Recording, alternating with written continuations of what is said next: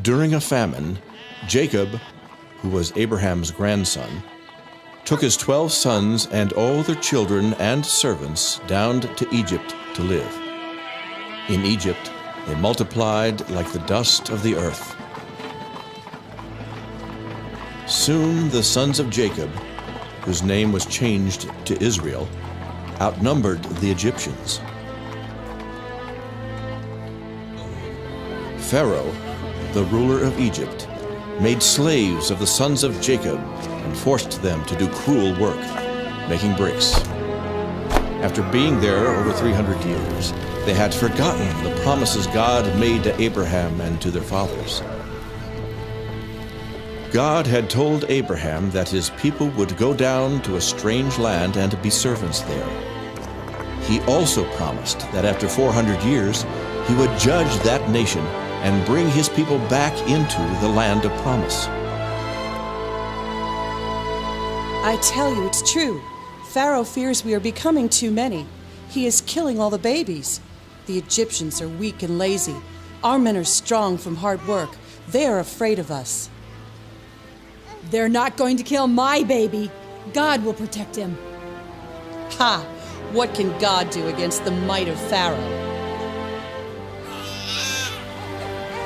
No! Not my baby! You can't do this! Pharaoh, fearing that the Jews were becoming too many, decided to kill all the newborn males. But Mother, what will I tell the soldiers and the neighbors when they ask where our baby is? You will just tell them the truth. His own mother threw him into the river, so the soldiers wouldn't do it. Mother, are you sure it won't leak? It's coated with tar. It will float. Will we ever see little brother again? Oh, those mean Egyptians! God will protect him. You stay close by and watch. Pharaoh's daughter came to the river to bathe. Look! There is a crying sound coming from that basket. Oh, isn't he cute? He may be one of the Hebrew babies. He must be hungry. I would keep him if I could find someone who could nurse him. There is one of those Hebrew children. Maybe she knows someone who can nurse him. I will go see if I can find someone who can nurse him. I know of a Hebrew woman whose baby was thrown in the river. She still has plenty of milk. What have I done? Will I ever see my baby again? Does God care? You had no choice. You couldn't hide him forever. Sooner or later, the soldiers would find him and kill him. You just have to keep trusting God. Mother! Mother! Mother! The daughter of the Pharaoh came to the river and found my little brother.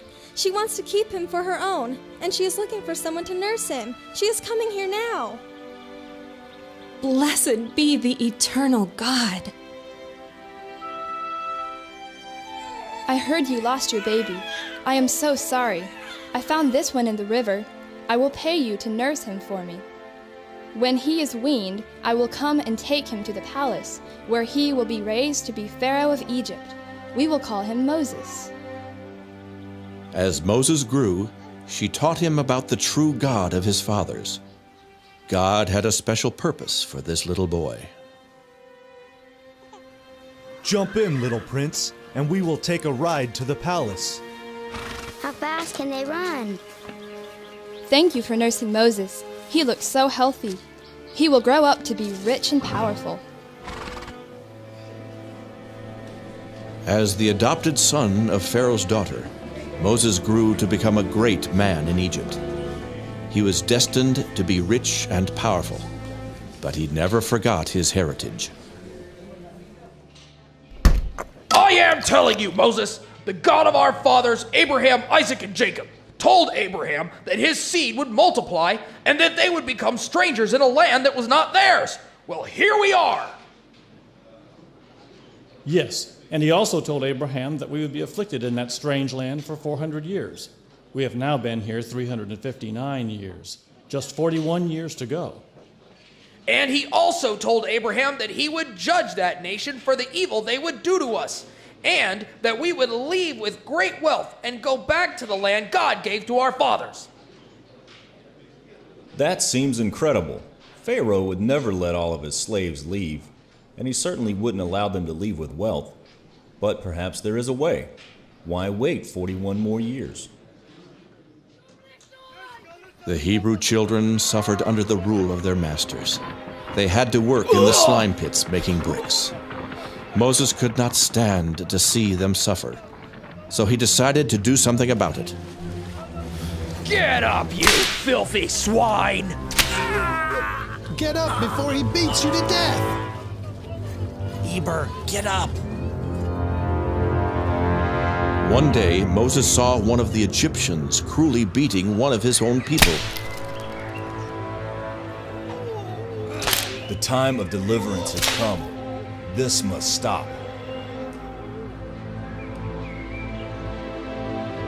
No more! Moses killed the Egyptian and buried the body, but someone saw him and reported it to Pharaoh.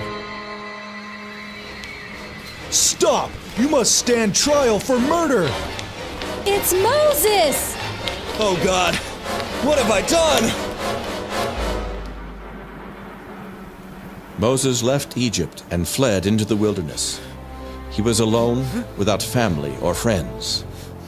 He did not deliver his people. He couldn't even deliver himself. Moses walked for many days. When he could go no farther, he came upon a camp of shepherds. Look, a man. He looks nearly dead. Bring water. He's an Egyptian. Moses found a new life among the Midianites. He learned the ways of the wilderness, married, and became a shepherd. 40 years passed, and Egypt became a distant memory. Moses had given up hope of ever seeing his people again.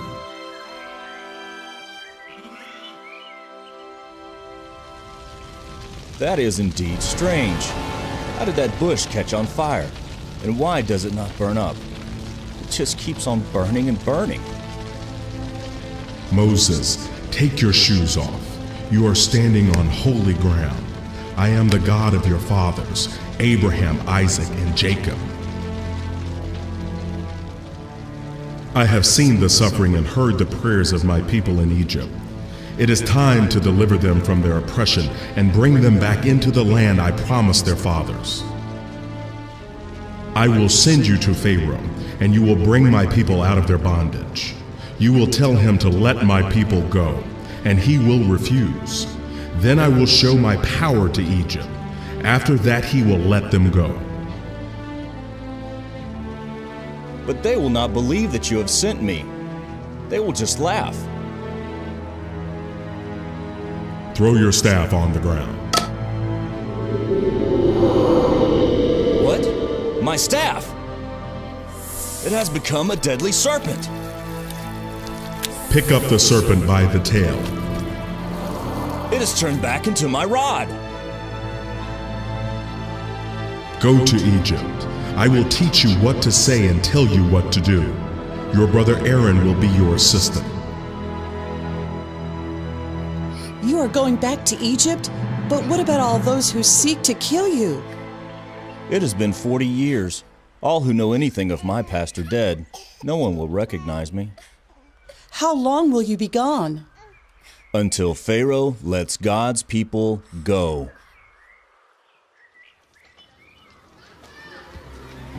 Call all the elders together. The time of deliverance has come. Who are they? That is Aaron the Levite. The other one looks like us, but he is no slave. Come near, all you elders of Israel. Moses was born 80 years ago during the time of the great slaughter, when Pharaoh began killing all the male babies. His mother hid him in a basket in the river. by the providence of God, Pharaoh's daughter found Moses, and he was raised as an Egyptian. 40 years ago, Moses decided he would rather suffer with his own people than to reign as an Egyptian. He sought to deliver us by his own strength and failed. For the past 40 years, he has been living in the deserts of the land God promised to our fathers. Recently, God spoke to him and showed him how to deliver us from Pharaoh. Now, Moses will show you the signs that he will use to convince Pharaoh to let us go. The God of Abraham spoke to me from a burning bush and sent me to lead you back to the land of our fathers. Here is a sign. Yikes! His rod turned into a serpent. Don't be afraid. Watch this. God has sent a deliverer. Yes, that will show Pharaoh. It's a miracle! Now we go to Pharaoh! God of Abraham. It hasn't changed since I left here 40 years ago. Remember to say just what I told you. The God of Israel has spoken to Moses. God says you are to let the people go 3 days' journey into the wilderness to worship and to offer sacrifices. Ha! The God of Israel? Ha ha ha ha! I don't know your God. Who is this God that I should obey him? That's ridiculous. I am not going to let my slaves take a 3-day trip into the wilderness. I have heard how you are stirring up my people, causing them to stop working, and now they want to take a 3-day trip to worship a God I don't even know. I will see to it that they have more work to do. From now on, they will have to provide their own straw for making bricks. Now get out of my sight and go back where you came from. Can you believe the audacity? That was funny. They march in here like they were the voice of God. You're telling us that all you accomplished was to double our workload? Some kind of deliverance. And you think God sent you? Who does he think he is? Some kind of a fanatic. I can't believe we fell for his tricks. So you don't have enough to do? You want to go worship your God? We'll teach you not to be idle. Jehovah, since I have come speaking in your name, things have gotten much worse. Why do you send me here? I am Jehovah, the God of your fathers, and I have seen the suffering and I've heard the cries of my people, Israel. It is time to fulfill my promise to Abraham and lead this people to the land of Canaan. You, Moses, will lead them. But I cannot speak well. Pharaoh will not listen to me. Aaron will do the talking. You just listen to me and tell him what to say. At first, Pharaoh will not listen to you, but I will show him greater signs until the Egyptians know that I am the only true God. Ha! What are you doing back here again? Jehovah says, let my people go. Here is a sign that Jehovah has spoken. Ha ha ha! That's just a magic trick. That doesn't scare me. Call our magicians. He did that real smooth. It looked real, didn't it? Wonder where he learned to do that. Come quickly and bring that magic trick where you turn your rods into serpents. Our god of serpents, Nesser, has sent us to tell you to make more bricks. Moses, what do we do now? We look like fools. Look, his serpent wants to fight ours. His serpent is eating one of ours. It swallowed our serpent completely. Don't tell me it is going to try to eat another one. Our serpent god Nusert will be angry. I can't believe it. His serpent has eaten every one of ours. How could this be? Jehovah is the God of creation. He says, "Let my people go." I don't know how you did that, but I'm not going to pay for the show with 1,000,000 slaves. Get out of my sight! Exodus 7:13. And he, God, hardened Pharaoh's heart, that he hearkened not unto them, as the Lord had said. Why did Jehovah send us with a sign that Pharaoh's magicians could duplicate? For a while there, it made us look like fools. I don't know, but God did say that he was going to harden Pharaoh's heart. That's certainly what happened. Did you see how mad he got when my rod ate his pet snakes? I must find a place to talk to Jehovah. I don't know what to do next. God met with Moses again and told him what to do. The Egyptians had ridiculed Moses. His own people rejected him because Pharaoh made their bondage crueler. But Moses believed God and obeyed even though he did not understand. Jehovah says, "Because you refuse to let my people go, and so that you will know that I am the true God, all the waters of Egypt shall become blood."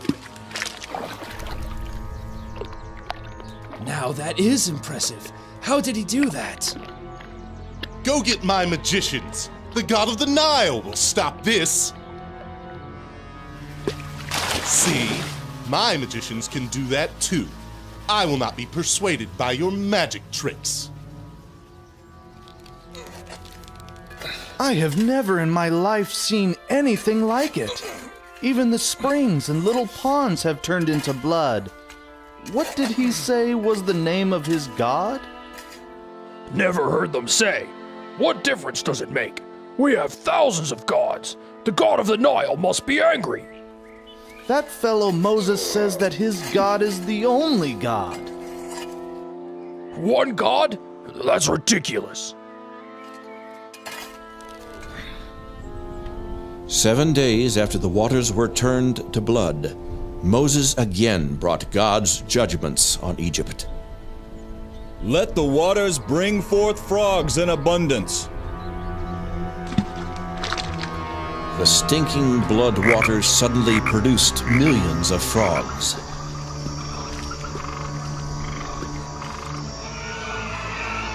My house is full of frogs! All of Egypt is filled with frogs. The gods are angry. Where are our priests? Can't they do something?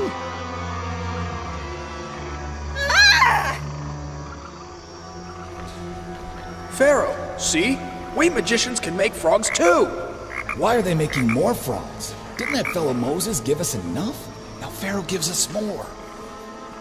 Why don't you let them go into the wilderness as they asked? We can't stand much more of this. Call Moses. Tell him I want to talk. Yes, Master. As you say. Ask Jehovah to take away the frogs. If he will do so, I will let your people go and do the sacrifice. You name the time you want the frogs to die, and it will be so. Tomorrow morning. According to your own words, so shall it be, that all may know there is no God like Jehovah God. When Pharaoh saw that the frogs died at the time he appointed, he hardened his heart and refused to let the Hebrews go. What kind of God is this Jehovah, that he fills our land with frogs? What makes you think God did it? Maybe it's just a natural phenomenon. Then how did Moses know it was going to happen so he could predict it? And how did he know the exact hour they would all die? Oh, shut up and shovel, or we will never get finished. And Jehovah said unto Moses, Say unto Aaron, Stretch out your hand, and strike the dust of the ground. that it may become lice throughout the land of Egypt.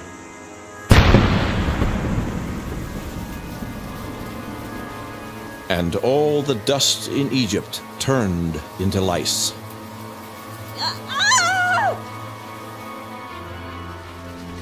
What do you mean you can't make lice? The people will think that his God is more powerful than ours. Magic tricks, that's all you can do. But sir, surely this is the work of God. No man can do the things that those two have done. We are powerless. There must be a natural explanation, but we can't stand any more of this. Send word to Moses. Tell him that if his God will take away the lice, I will let the Hebrews go to serve their God. The lice are gone, but I cannot let the slaves go.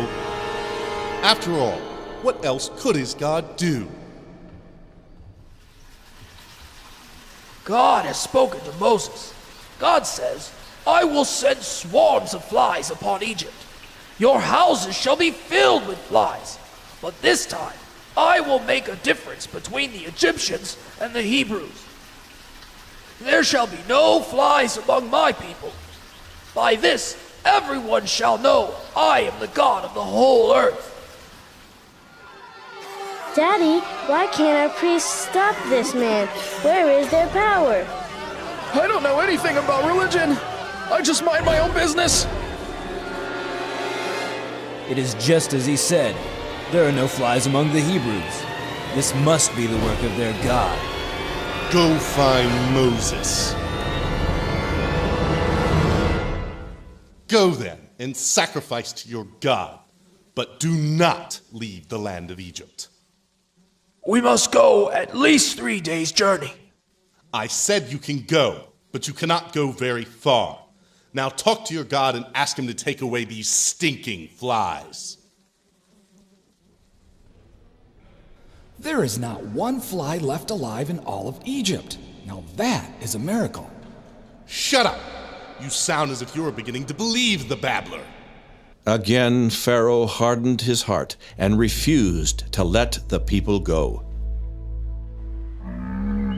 God sent another plague on Egypt. All of their cows, sheep, oxen, horses, and camels developed runny sores and died. But the animals of the Hebrews did not catch the disease. Our animals are all dead, and yours are healthy. How do you explain that? Moses says it is the God of our fathers come to deliver us from your cruel bondage. But I am a simple man. I do not know about such things. Our priests are offering sacrifices to our gods. Our sacred bull will be angry and put a stop to this. Tell Pharaoh that it is too late. All our sacred bulls have died. The people will be angry when they learn that our gods could not protect themselves from this phantom god of the Hebrews. Where are the gods of the Egyptians? Have they no power? But Pharaoh hardened his heart. Again, God spoke to Moses and told him to sprinkle ashes over the city, and the Egyptians would be covered with boils. God says, because you will not let my people go, I will send terrible boils to cover you and all your animals. Oh no! Not again! Call the magicians. Tell them to summon all their powers. Sacrifice to the gods. Just put a stop to this. You called, O most eminent one. You too? Have you no power against this God of Moses? Get out of my sight, you powerless bunch of frauds! You do sleights of hand and fool the people, but I know you are deceivers. Where are your gods? Rise up early and stand before Pharaoh and say, the God of the Hebrews says, let my people go. For the next plague will be far worse. It will bring destruction that will kill many of your people. By this you shall know that there is no God like me. You don't realize it, but I am the one who made you be Pharaoh. You see, I knew you would harden your heart and refuse to let my people go. Your stubbornness gives me the opportunity to manifest my power and bring judgment on Egypt for their cruel treatment of my people. You promote your own interest and resist doing my will. So tomorrow at this time, I will send a rain of ice and fire like the earth has never seen before. I tell you so you can warn everyone to put himself or any animals he may have indoors, for all that are outside will die. Be it as Jehovah has said. Those who did not regard the warning and were caught outdoors died. How could such a thing happen? Fire and ice mixed. Mighty God Seth, save us! Father, how does that man Moses do this? Is his God more powerful than Seth, Lord of chaos and storms? He claims there is only one God, and that these Hebrews are his children. But no one has ever seen his God, not even the Hebrews.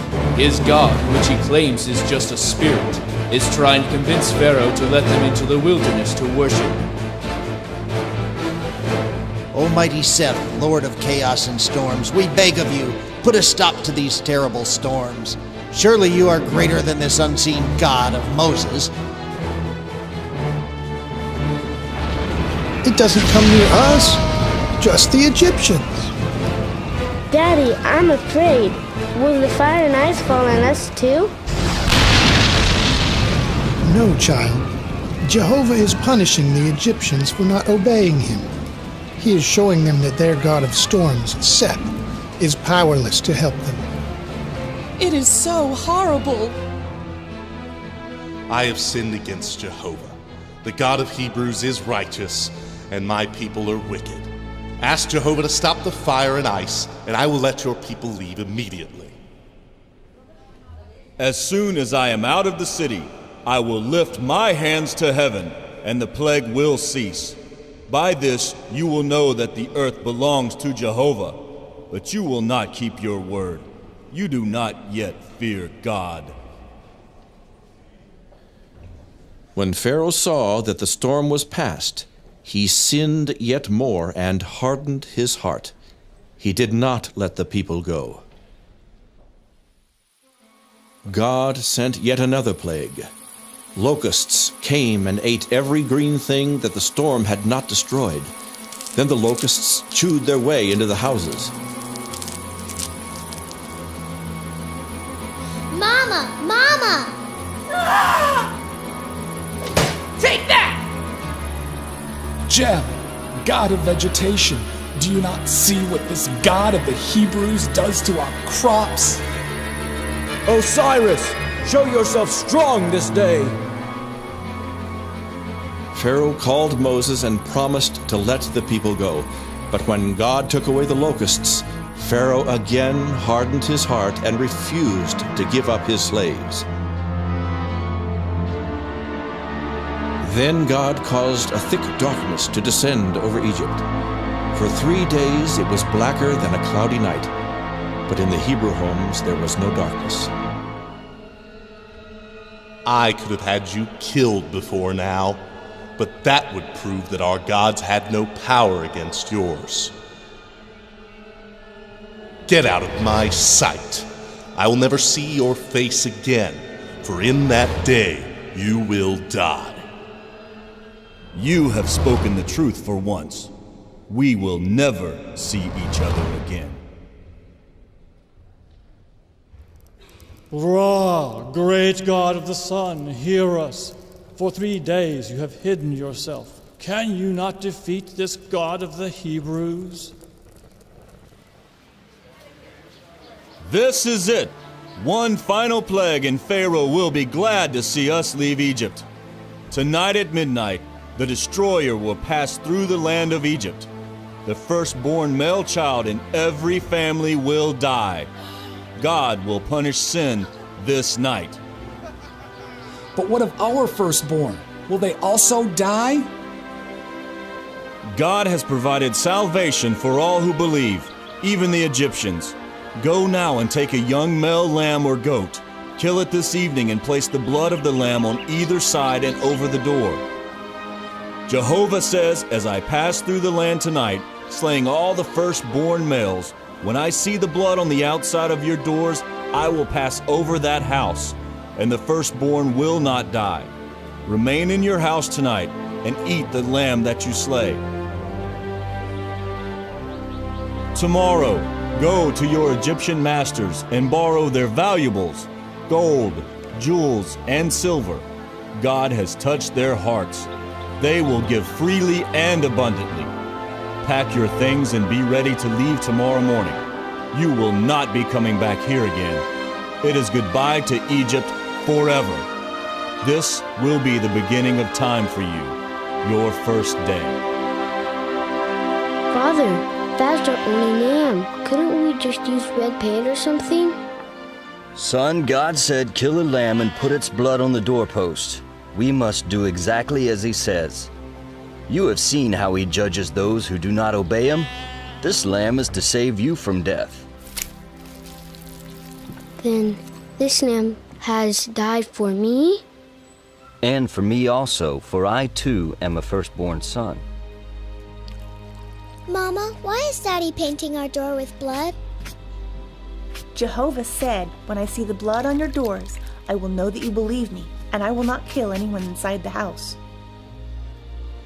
Why have you not killed the lamb and placed blood on your door? Ha! You believe all that superstitious stuff? How is a little blood on a doorpost going to stop death from coming? My son is not scared. Are you, Joachim? Of course not. You think I'm a sissy. Religion is for weaklings. A good God wouldn't kill people for just failing to put a little blood on their door. What about the people who haven't heard? Father, why is this night different from all others? Because tonight God will send his destroyer to kill all firstborn males who do not believe him. But when he sees the blood, he will pass over that home. This is the beginning of days to us. Every year at this time we will celebrate this Passover and remember that God delivered us from the hand of Pharaoh. Oh, Father, listen to the screams. The destroyer must be here. Do not be afraid. We have obeyed God. The blood is on the doorpost. We are eating the lamb. My son is dead! Oh God, do something! Call Moses! I am sorry, but it is too late. You were warned, but you refused to believe. I'm afraid that many have died this night.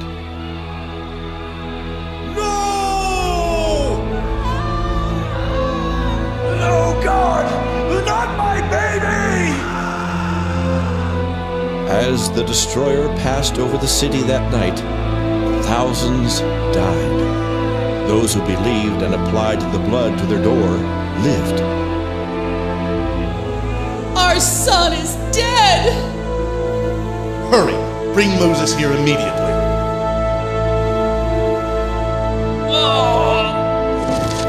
What the?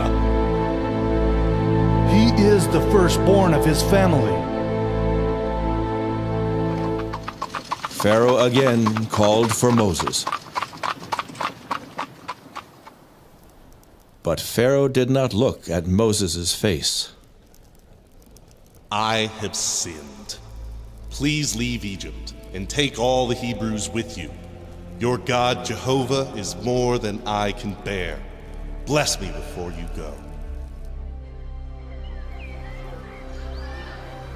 Just as God had promised their fathers, after 400 years, they were leaving Egypt. The Egyptians gave the Hebrews gold and jewels and food, anything they wanted and could carry. It was a joyous occasion for the Hebrew children, the first day of a new nation. 600,000 men, with the women and children, left Egypt to travel to the promised land. God led them during the day with a cloud, which gave them shade, and during the night with a pillar of fire, which gave them light.